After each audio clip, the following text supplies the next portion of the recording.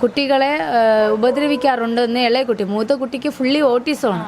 ആ കുഞ്ഞിന് പ്രതികരണ ശേഷിയില്ല. അത് മനസ്സിലാക്കണം. അപ്പോൾ അത് അവന് നന്നായിട്ട് അറിയാം, വ്യക്തിക്ക് നന്നായിട്ട് അറിയാം. ഈ മൂത്ത കുട്ടിയുടെ പേരും പറഞ്ഞുകൊണ്ട് ആരെന്നോ പലിശയ്ക്ക് എടുത്തു എന്നാണ് പറയുന്നത് 30,000 രൂപ. ഞങ്ങൾക്ക് ഇതുവരെയും ഈ കുഞ്ഞിനെ കൊണ്ടുവന്ന് ഇറക്കാനുള്ള സാഹചര്യം ഉണ്ടായിട്ടില്ല. നമുക്കത് വേദനയുള്ള കാര്യമാണ്. മെഡിക്കൽ കോളേജ് ഭാഗങ്ങളിൽ രാത്രി 3 മണിക്കൊക്കെ ഓരോരുത്തർ ഉറങ്ങിക്കിടക്കുന്നതിനെയൊക്കെ ഞങ്ങൾ പോയി മുണ്ടുപൊക്കിയൊക്കെ നോക്കുകയാണ് രഞ്ജിത്താണോ എന്നുള്ള ഇതിൽ.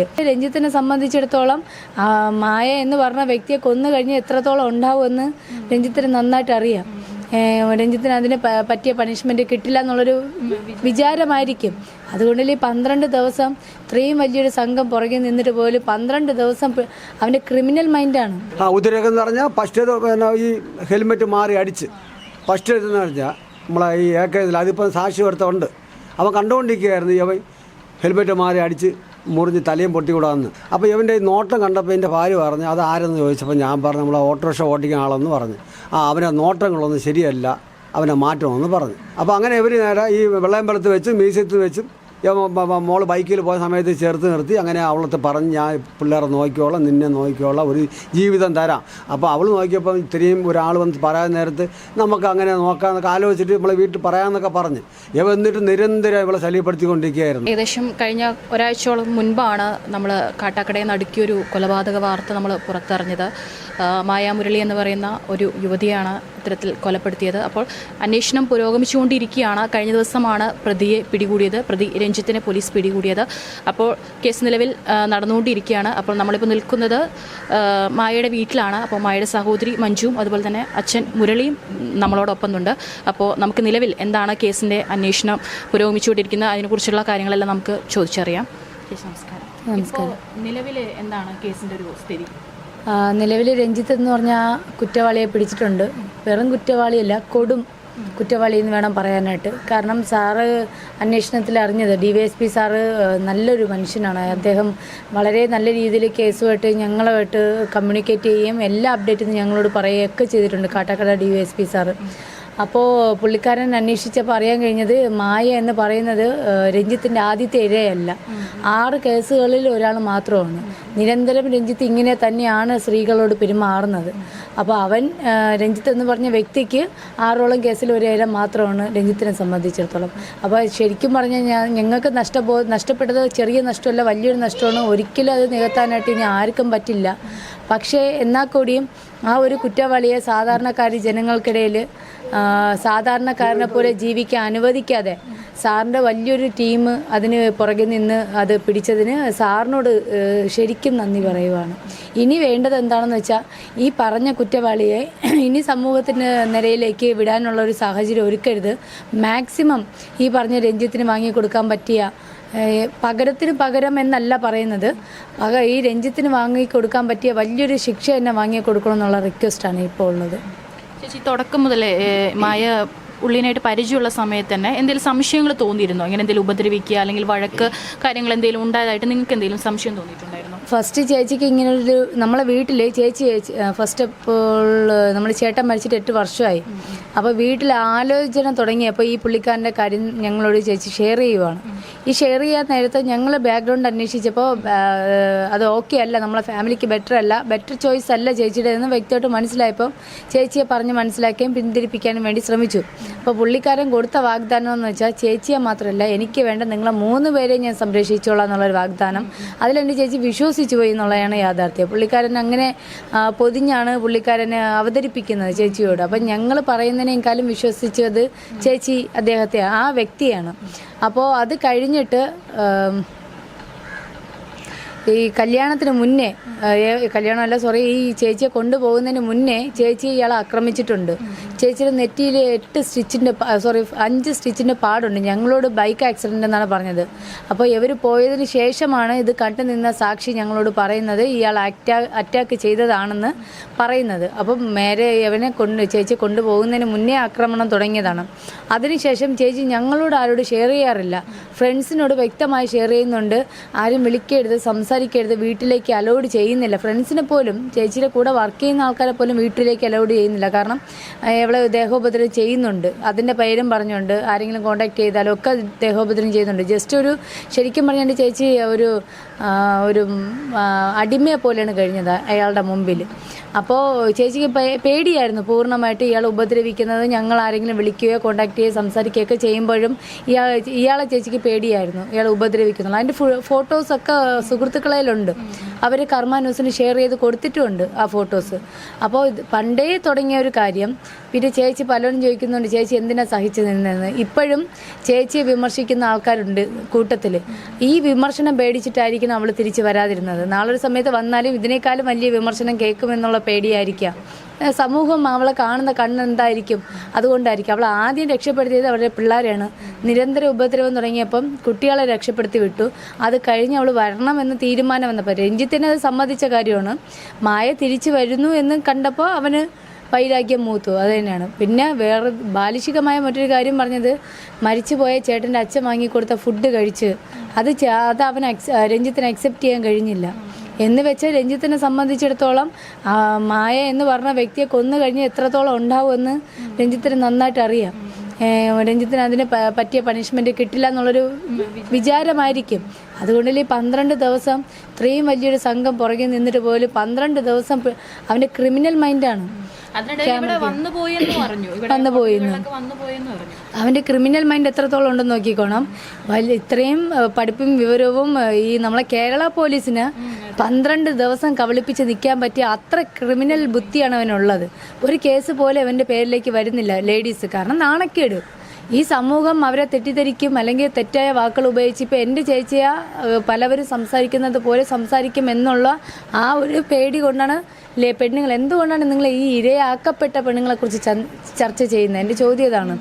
എപ്പോഴും അവർ ഇരയാക്കപ്പെട്ട പെൺപിള്ളേരെ കുറിച്ചാണ് ചർച്ച ചെയ്യുന്നത്. അതല്ല, ഇത്രയും വലിയൊരു കുറ്റവാളി നിൽക്കുമ്പോൾ അയാൾ ചെയ്ത ക്രൂരകൃത്യം എൻ്റെ ചേച്ചി അനുഭവിച്ച ആ ഒരു വേദന, ആ നൈറ്റ്, ആ രാത്രിയിൽ എൻ്റെ ചേച്ചി ഒരു വേദന അനുഭവിച്ചു. അതിനെക്കുറിച്ച് ആരും ചിന്തിക്കുന്നില്ല. അവൾ എന്തിനാ പോയത് അവൾക്ക് 8 വർഷം ഭർത്താവിനെ കിട്ടാതിരുന്ന് പോയതല്ല. അവൻ കൊടുത്ത വാഗ്ദാനങ്ങളിൽ വീണു പോയതാണ് ശരിക്കും പറഞ്ഞു. ഇതിനിടയിൽ എപ്പോഴേലും കുഞ്ഞുങ്ങളെ 2 മക്കളുണ്ടെന്ന് പറഞ്ഞല്ലോ അല്ലേ? അപ്പോൾ അതിൽ അവരെ എന്തെങ്കിലും ഉപദ്രവിക്കുന്നു എന്നുള്ള എന്തെങ്കിലും പറഞ്ഞായിരുന്നോ? ഇളയ കുഞ്ഞിനെ ഛർദ്ദിച്ചത് 2 തീറ്റിച്ചെന്ന് പറയുന്നുണ്ടായിരുന്നു. ആഹാരം കുഞ്ഞ് ആഹാരം കഴിച്ചപ്പോൾ ഛർദ്ദിച്ച് അതിന് വാരി തീറ്റിച്ചെന്ന് ഇളയ കുഞ്ഞ് പറയുന്നുണ്ട്. കാട്ടാക്കടയല്ല, 2 മാസമായിട്ടുള്ളൂ കാട്ടാക്കട വന്നിട്ട്. ഈ കുഞ്ഞുങ്ങൾക്കറിയില്ല ഈ കാട്ടാക്കട വന്ന കാര്യം. അതിന് മുന്നേ ഉള്ള സ്ഥലത്ത് വെച്ചിട്ട്. ഈ ഒരു സംഭവം ഉണ്ടായത് എവിടെ വെച്ചിട്ടാണ്? അവർ മുന്നേ വാടകയ്ക്ക് താമസിച്ച സ്ഥലത്ത് വെച്ചിട്ട്. എവിടെയാണെന്ന് ചോദിച്ചാൽ കാച്ചാണി ഭാഗത്തായിരുന്നു അതിന് മുന്നേ വാടകയ്ക്ക് താമസിച്ച. അവിടെ വെച്ചിട്ടാണ് ഈ കുഞ്ഞിനോട് അങ്ങനെ പെരുമാറിയതും. കുട്ടികളെ ഉപദ്രവിക്കാറുണ്ടെന്ന് ഇളയ കുട്ടി. മൂത്ത കുട്ടിക്ക് ഫുള്ളി ഓട്ടിസമാണ്. ആ കുഞ്ഞിന് പ്രതികരണ ശേഷിയില്ല. അത് മനസ്സിലാക്കണം. അപ്പോൾ അത് അവന് നന്നായിട്ട് അറിയാം, വ്യക്തിക്ക് നന്നായിട്ട് അറിയാം. ഈ മൂത്ത കുട്ടിയുടെ പേരും പറഞ്ഞുകൊണ്ട് ആരെന്നോ പലിശയ്ക്ക് എടുത്തു എന്നാണ് പറയണത് 30,000 രൂപ. ഞങ്ങൾക്ക് ഇതുവരെയും ഈ കുഞ്ഞിനെ കൊണ്ടുവന്ന് ഇറക്കാനുള്ള സാഹചര്യം ഉണ്ടായിട്ടില്ല. നമുക്കത് വേദനയുള്ള കാര്യമാണ്. ഇയാളുടെ ഉദ്ദേശം എന്ന് വെച്ചാൽ ഈ കുഞ്ഞിനെയും കൊണ്ടുപോയി പൈസ ഉണ്ടാക്കലെന്നാണ് ഈ രഞ്ജിത്തിൻ്റെ ലക്ഷ്യം. അതിന് എക്സാമ്പിളാണ് ഈ കുഞ്ഞിൻ്റെ പറ്റും പറഞ്ഞുകൊണ്ട് എവിടെ നിന്ന് 30,000 രൂപ. മനോജേട്ടൻ മരിച്ചിട്ട് ആ ചേട്ടൻ്റെ പൈസ കുട്ടികളുടെ പേരിലുണ്ട്. ആ കുട്ടികളുടെ ആ പൈസ പോലും ഇതുവരെ ആരും എടുക്കാൻ ശ്രമിച്ചിട്ടില്ല. ആ കുട്ടികളുടെ കാര്യങ്ങൾ നോക്കുന്നത് ചേട്ടൻ്റെ വീട്ടുകാരും മനോജേട്ടൻ്റെ വീട്ടുകാരും ഞങ്ങളെ വീട്ടുകാരും ചേർന്നാണ്. മനോജേട്ടൻ്റെ മരിച്ചതിൻ്റെ അന്ന് മുതൽ ഇന്ന് വരെയും. പിന്നെ ഇയാൾ ഇത് കൊണ്ടുപോയി ഒരു ആയുധമാക്കി എടുക്കുകയാണ്. എന്ന് വെച്ചാൽ കുട്ടികളെ കൊണ്ടുപോയി ഇറക്കുക. ചേച്ചി മാക്സിമം അവൾ പോകുന്ന 5 ലക്ഷം രൂപ അക്കൗണ്ടിലുണ്ടായിരുന്നു. ലാസ്റ്റ് സ്റ്റേറ്റ്മെൻറ്റ് എടുക്കുമ്പോഴും 17 രൂപയേ ഉള്ളൂ. ഇതൊക്കെ അവൻ യൂട്ടിലൈസ് ചെയ്തിട്ടുണ്ട്. അവൻ്റെ ലക്ഷ്യം അത് തന്നെയായിരുന്നു, ക്യാഷ്. പിന്നെ അവളെ കൈവിട്ട് പോകുമെന്നുള്ള വൈരാഗ്യം, ഈ വന്നുകൊണ്ടിരിക്കുന്ന പൈസ കയ്യിൽ നിന്ന് പോകുമോ എന്നുള്ളൊരു വൈരാഗ്യം. ഇനി രഞ്ജിത്തിൻ്റെ വീട്ടുകാരെ കുറിച്ചൊക്കെ എപ്പോഴും സംസാരിക്കുന്നത് കേട്ടിട്ടുണ്ടോ? രഞ്ജിത്തിൻ്റെ വീട്ടുകാരും ഈ രഞ്ജിത്തിനെ സപ്പോർട്ടല്ല. ഞങ്ങൾ അന്വേഷിച്ചപ്പോൾ അറിയാൻ കഴിഞ്ഞത് രഞ്ജിത്തിനെ പിടികിട്ടി അവർ തന്നെ പിടിച്ചു കൊടുക്കാമെന്നാണ് പറഞ്ഞത്. ഇനി ജാമ്യം എടുക്കാൻ ആര് വരുമെന്നൊന്നും അറിയാൻ പാടില്ല. ഇതുവരെ അവരാരെയും പ്രസന്റ്ലി ആരെയും ഒരിടത്തും കണ്ടിട്ടില്ല. അവർക്ക് തന്നെയും ഉപദ്രവകാരിയാണ് എന്നുള്ള രീതിയിലാണ് അറിയാൻ കഴിഞ്ഞത്. വീട്ടിൽ നിരന്തര അടിയാണ്. 2 മൂത്ത ചേച്ചിമാരാണ് ഉള്ളത്. ആ ചേച്ചിമാരെ നിസ്സാര കാര്യങ്ങൾക്ക് അവർ അടിക്കാറുണ്ട്. പല തവണ പേരുക്കട പോലീസ് സ്റ്റേഷനിൽ കംപ്ലൈൻറ്റ് കൊടുത്തു. പക്ഷേ എന്നിട്ടും എൻ്റെ സംശയം, ഇത്രയും കംപ്ലൈൻറ്റ് ലേഡീസിൻ്റെ ഇടയിൽ നിന്നും കംപ്ലൈൻറ്റ് വരുന്നുണ്ട്, ഈ സ്വന്തം സഹോദരങ്ങളും പാരൻസും കംപ്ലൈൻറ്റ് ചെയ്യുന്നത് എന്തുകൊണ്ട് ലീഗലി അയാൾക്കെതിരെ ഒരു നിയമ നടപടി ഉണ്ടായിട്ടില്ല? അതെനിക്ക് മനസ്സിലാവുന്നില്ല. ജസ്റ്റ് ഒത്തുതീർപ്പ് ചെയ്ത് വിടുകയേ ഉള്ളൂ എന്ന് തോന്നുന്നു. ഞാൻ കുറ്റപ്പെടുത്തുന്നതല്ല. ചേച്ചി മരിക്കുന്നതിന് 2 ദിവസം മുന്നേ എൻ്റെ ചേച്ചി ആ ഹോസ്പിറ്റലിൻ്റെ നടയിൽ വെച്ച് മണ്ണന്തല നടയിൽ ആ ഹോസ്പിറ്റലിൻ്റെ അവിടെ വെച്ച് അടിക്കുകയും ഇത് കണ്ടു നിന്ന സാക്ഷിയായിട്ട് നിന്ന ചേച്ചിയുടെ ഇളയ കുട്ടിയാണ്. അപ്പം ഞങ്ങൾ ഈ കുഞ്ഞിനെയും കൊണ്ടുപോയിട്ട് കംപ്ലയിൻറ്റ് ചെയ്യാൻ പോവുകയാണ്. ചേച്ചി സേഫാണോ അല്ലേ പേടി. കാരണം അവൾ അന്ന് ലാസ്റ്റ് വിളിക്കുമ്പോൾ പറഞ്ഞത്, അമ്മ എൻ്റെ മക്കളെ നിങ്ങൾ പൊന്നുപോലെ നോക്കണം, ഞാൻ ഇനി ഉണ്ടാവില്ല എന്ന ഒരു വാക്കോടുകൂടി കോള് കട്ടായപ്പോൾ നമ്മൾ ടെൻഷനായിട്ട് പോയി കംപ്ലയിൻറ്റ് ചെയ്യുവാണ്. ചേച്ചിയെ ഞങ്ങൾക്ക് കാണണം, അവൾ സേഫാണോ ഇല്ലെന്ന് അറിയണമെന്ന് പറഞ്ഞപ്പം അവർ പറഞ്ഞത് കുട്ടികളുടെ മൊഴി നമുക്ക് രേഖപ്പെടുത്താൻ പറ്റില്ല. മായയെ ഫോൺ ചെയ്തപ്പോൾ മായ സേഫാണെന്ന് പറഞ്ഞു. അപ്പോൾ അതിനുശേഷം പിന്നെ ഒരു ആക്ഷൻ ഉണ്ടായിട്ടില്ല. പിറ്റേ ദിവസം അവൾ വന്ന് നേരിട്ട് കണ്ടോളാമെന്ന് പറഞ്ഞ് നേരിട്ട് കാണുകയും അവൾ ഓക്കെയാണ്, അവനെ ഓക്കെ ആക്കി കൊണ്ടുവരാം, നമ്മളെ മുമ്പിൽ കൊണ്ടെത്തിക്കുക എന്നുള്ളൊരു വിശ്വാസത്തിൻ്റെ പുറത്താണ് നമ്മൾ വീണ്ടും പോകുന്നത്. ഇതിനിടയിൽ ഏതെങ്കിലും ദിവസം ഇവിടെ രാത്രി എന്തെങ്കിലും സൗണ്ട് അങ്ങനെ കേട്ടായിരുന്നു? നമ്മൾ വീണ്ടും അവിടെ വന്നിട്ട് എന്തെങ്കിലും വണ്ടി സ്റ്റാർട്ടാക്കുന്ന സൗണ്ടോ രാത്രി എന്തെങ്കിലും അങ്ങനെ കേട്ടായിരുന്നു? ഈ ഇരപ്പൊഴി ഭാഗവും നമ്മളെ തമ്മിൽ നല്ല ദൂരമുണ്ട്. നിങ്ങൾക്കറിയാമെന്ന് വിശ്വസിക്കുന്ന പേരുക്കട ഇരപ്പൊഴി ഭാഗം. ഇവ ഇരുന്നു എന്ന് പറയുന്ന സ്ഥലം ഇരപ്പൊഴി ഭാഗത്താണ്. ഇനി ബാക്കി കാര്യങ്ങൾ സാർ അന്വേഷിച്ചാലേ അറിയാൻ പാടുള്ളൂ എങ്ങനെയാണെന്നുള്ളത്. അപ്പോൾ ആദ്യം വന്നിറങ്ങിയത് മണ്ണന്തലയാണ് കുട്ടികൾ കിടക്കുന്ന ഹോസ്പിറ്റൽ. എന്ത് ലക്ഷ്യം വെച്ച് വന്നു എന്നുള്ളത് അറിയാൻ പാടില്ല. ഈ കുഞ്ഞാണ് കൂടുതലും മൊഴിയും കാര്യങ്ങളൊക്കെ കൊടുത്തേക്കുന്നത്. ഇനി ഇളയ കുട്ടിയെ ലക്ഷ്യം വെച്ചാണോ വന്നതെന്നും അറിയാൻ പാടില്ല.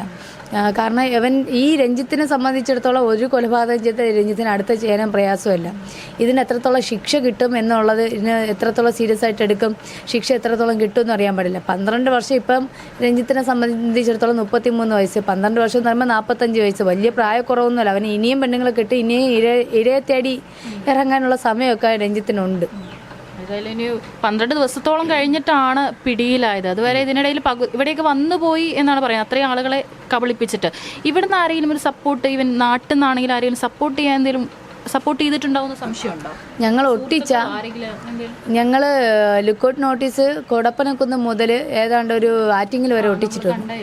ഇതിൽ ഈ ഇരപ്പുഴി ഭാഗവും മുക്കോല ഏരിയയിലുള്ള എല്ലാ പോസ്റ്ററുകളും വലിച്ചീറിയേക്കാണ്.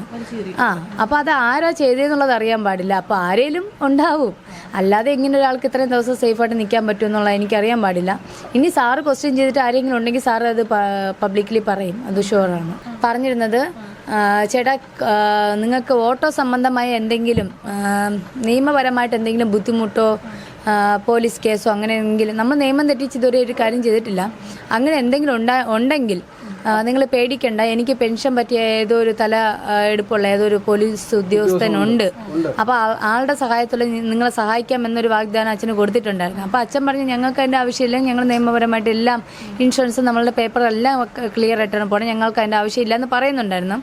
അന്നും ചേച്ചിയുടെ വിഷയം വരാൻ നേരത്ത് ഞങ്ങൾ കൊടുത്ത മാൻ മിസ്സിങ്. വേറൊരു കാര്യം പറയാനുള്ളത്, ചേച്ചിയുടെ നിയമപരമായിട്ട് കല്യാണം കഴിച്ചിട്ടുണ്ടോ എന്നുള്ള ചോദ്യം ശരിക്കും നമ്മൾ കൊടുത്ത മാൻ മിസ്സിങ് കേസാണ്. ഈ മാൻ മിസ്സിങ് കേസ് കോടതിയിൽ എഴുതി വെച്ചിട്ടാണ് രഞ്ജിത്ത് കൊണ്ടുപോയത്. അത് നിയമപരമായിട്ട് ചെയ്ത ഒരു കാര്യമാണ്. അപ്പോൾ ഈ മാൻ മിസ്സിങ് കേസ് കൊടുത്തപ്പോൾ പിറ്റേ ദിവസം ഇവർ 3 പേരെയും കൊണ്ടുവന്ന് വൈദ്യപരിശോധന കഴിഞ്ഞ് കോടതിയിൽ മൊഴി കൊടുത്താണ് കൊണ്ടുപോകുന്നത്. അപ്പം ഞങ്ങൾ SI സാറിനോട് സംസാരിക്കുന്നുണ്ടായിരുന്നു, സാർ ഇയാൾ വളരെ അപകടകാരിയായ ഒരു വ്യക്തിയാണ്, ചേച്ചി ഒരുപാട് ഉപദ്രവിച്ചിട്ടുണ്ട്, മുന്നേ ഉപദ്രവിച്ച്. നമ്മൾ അതിന് ശേഷമാണ് ഇവർ കൊണ്ടുപോയതിൻ്റെ അന്ന് രാത്രിയിലാണ് പലവരും ഞങ്ങളോട് പറയുന്നതും സ്റ്റേഷനിൽ വെച്ച് ഈ പെങ്കൊച്ചും പറയുന്നത്, ചേച്ചിയുടെ ഇളയ മോള് പറയുന്നത് അമ്മയെ ഉപദ്രവിച്ച കാര്യങ്ങളൊക്കെ ഇവൻ താമസിക്കുന്ന സ്ഥലങ്ങളിൽ പല പ്രാവശ്യമായിട്ട് മോളെയും കൊണ്ട് ഉള്ളപ്പോഴും ഇവൻ്റെ കൂടെ ജീവിതം ആരംഭിക്കുന്ന മുന്നേ പോയിട്ടുള്ളപ്പോഴും പല പ്രാവശ്യം കുഞ്ഞിൻ്റെ മുമ്പിട്ട് അടിക്കുന്ന കാര്യങ്ങളൊക്കെ പെൺകൊച്ച് പിന്നീടാണ് ഞങ്ങളോട് പറയുന്നത്. അപ്പോഴും ഈ കൊച്ചു മൊഴി SI സാറിന് കൊടുത്തിട്ടുണ്ടായിരുന്നു, പേരുക്കട SI സാറിന് കൊടുത്തിട്ടുണ്ടായിരുന്നു. അപ്പോൾ ആ കുട്ടിയുടെ മൊഴി എടുക്കാൻ പറ്റില്ല എന്നാണ് പറഞ്ഞു വിട്ടത്. എന്തെങ്കിലും പോലീസിൻ്റെ ഭാഗത്തുനിന്ന് ഒരു സഹായം ചെയ്യാൻ പറ്റിയിരുന്നു എങ്കിൽ ഇനി ആ സമയങ്ങളിൽ ചെയ്യാമായിരുന്നു. നിയമ തടസ്സമൊന്നുമില്ല, ഒരു മനുഷ്യൻ്റെ പരിഗണന എന്ന് വെച്ചിട്ട് ഈ കുഞ്ഞുങ്ങൾ സുരക്ഷിതമല്ല എന്ന് പറയുമ്പോഴും ഞങ്ങൾക്ക് വിട്ടുതരാൻ പറ്റില്ല, ഞങ്ങൾക്ക് വാങ്ങിത്തരാൻ പറ്റില്ല. കുഞ്ഞിൻ്റെ അമ്മയുടെ കൂടെ അച്ഛൻ മാത്രമേ ഉള്ളൂ മരിച്ചത്, അമ്മ ജീവനോടുണ്ട്. അപ്പോൾ കുഞ്ഞിൻ്റെ അമ്മയുടെ കൂടെ വിടാൻ പറ്റത്തുള്ളൂ. വളരെ സിമ്പിളായിട്ടാണ് പോയത്. നെഞ്ചും വിരിച്ച് നമ്മളെ മുമ്പിൽ രഞ്ജിത്ത് ചേച്ചിയും കൊണ്ട് പോയത് വളരെ സിമ്പിളായിട്ടാണ്, ഒരു തടസ്സവും ഒന്നുമില്ലാതെ. പിന്നെ നമ്മളെ പറ്റിയാണ് യൂസ് ചെയ്യാൻ വേണ്ടിയിരിക്കുകയായിരുന്നു.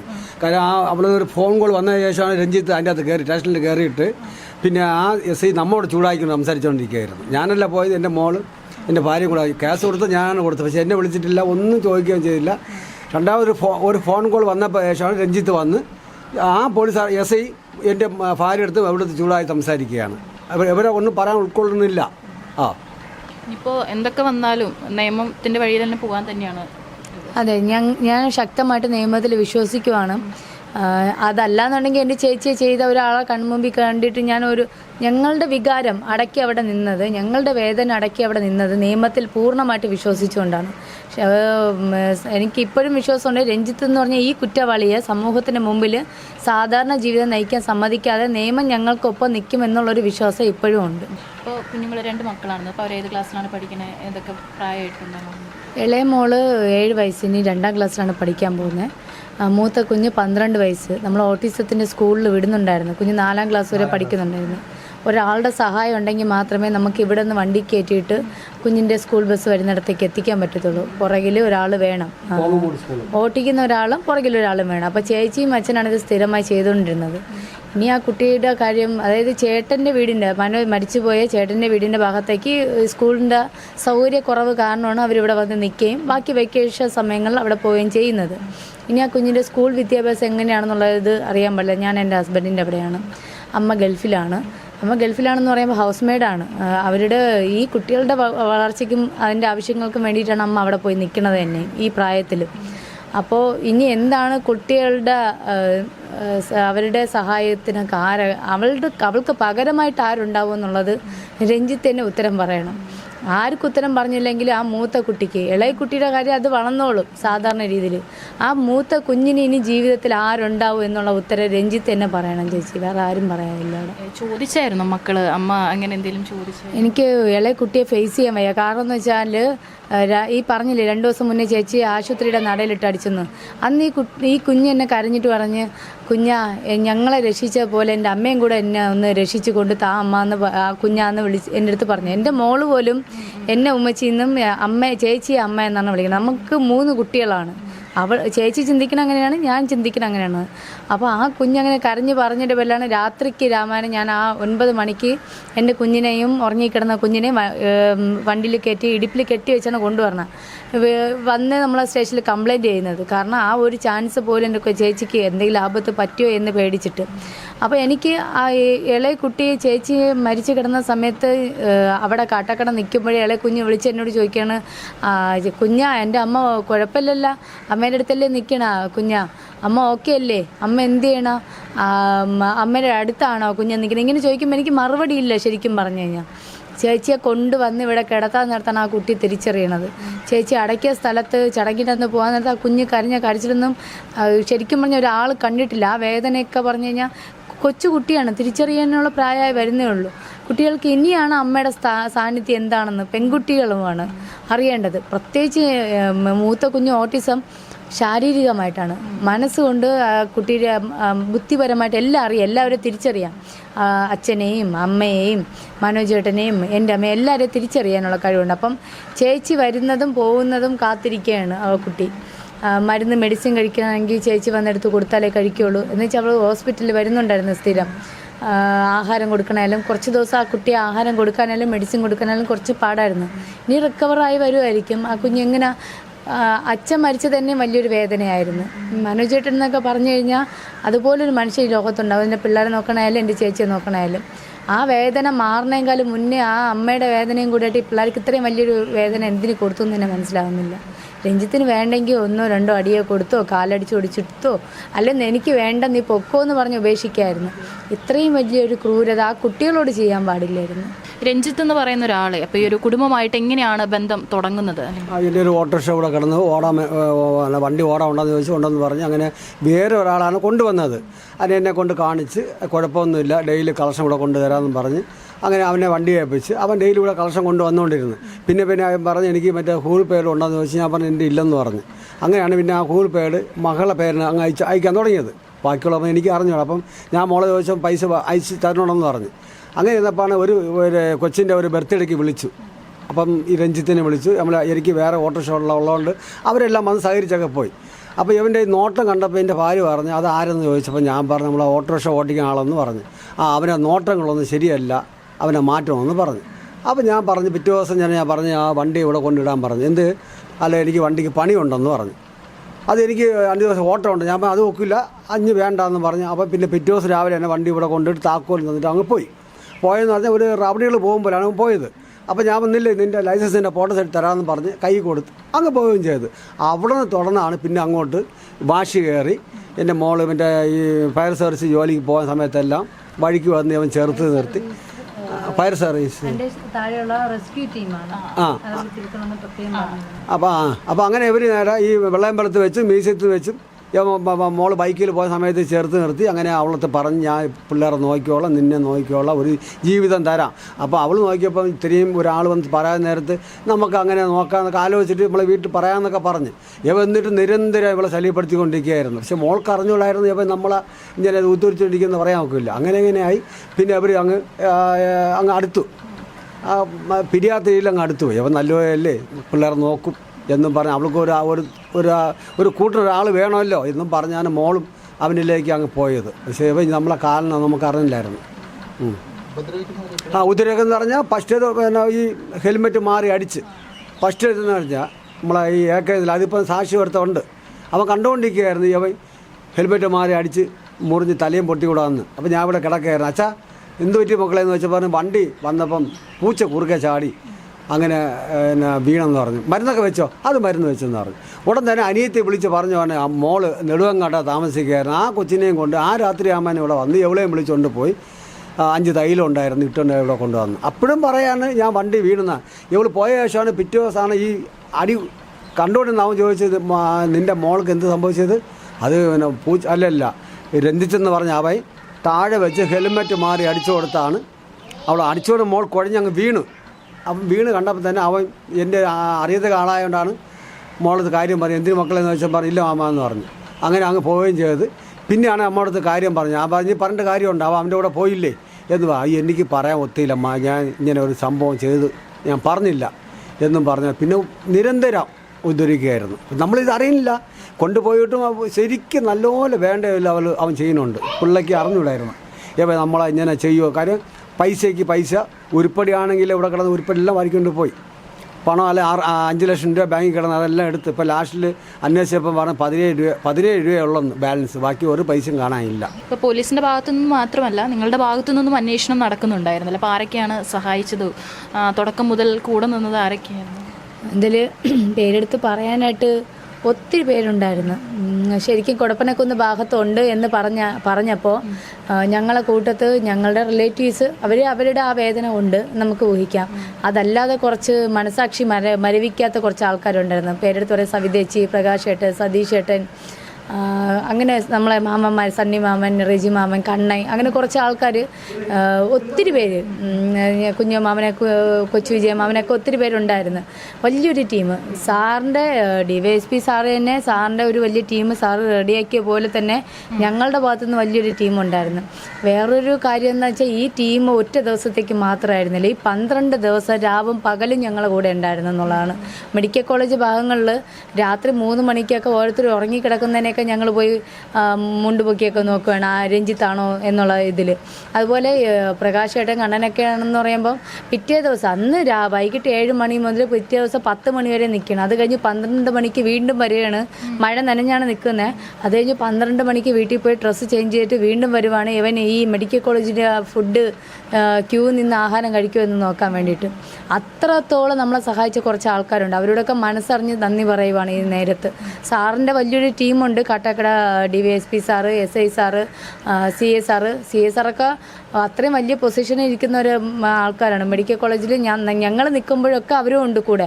വലിയൊരു ടീം, ഡോഗ് സ്ക്വാഡ് ആയാലും എല്ലാവരോടും, ഷാഡോ ടീമായാലും എല്ലാവരോടും നന്ദി പറയുവാണ്. ആ കൊടും കുറ്റവാളിയെ സമൂഹത്തിന് വെറുതെ നടക്കാൻ ഇട കൊടുക്കാതെ ഇയാളെ പിടിച്ചതിന് എല്ലാവരോടും നന്ദി പറയുവാണ്. നമുക്കറിയാം ഒരു ജീവൻ എന്തായാലും പകരമാവില്ല എന്നറിയാം. പക്ഷെ എന്നിരുന്നാലും ഇപ്പം നിലവിൽ പ്രതിയെ പിടികൂടി അന്വേഷണമൊക്കെ പുരോഗമിക്കുകയാണ്. അപ്പോൾ ഏതറ്റം വരെയും പരമാവധി ഇനിയൊരു ഇര ഉണ്ടാകാൻ പാടില്ല ഈ സമൂഹത്തിൽ. ഇനിയൊരു യുവതിക്കും ഇതുപോലൊരു അവസ്ഥ ഉണ്ടാകാൻ പാടില്ല. അപ്പോൾ നിയമത്തിൽ പൂർണ്ണ വിശ്വാസമുണ്ട് കുടുംബത്തിന്. അപ്പോൾ ഏതറ്റം വരെയും പരമാവധി ശിക്ഷ ലഭിക്കാൻ ഏതറ്റം വരെയും പോകും, അതിനൊരുമിച്ച് നിൽക്കുമെന്നാണ് മായയുടെ കുടുംബം നമ്മളോട് പറഞ്ഞിരിക്കുന്നത്.